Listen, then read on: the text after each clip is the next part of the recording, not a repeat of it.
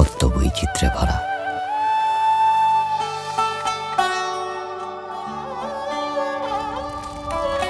স্বাদে পদে, ভোজনে আয়োজনে, উৎসবে পার্বণে, ঐতিহ্যের বাঁধনে বাঁধা।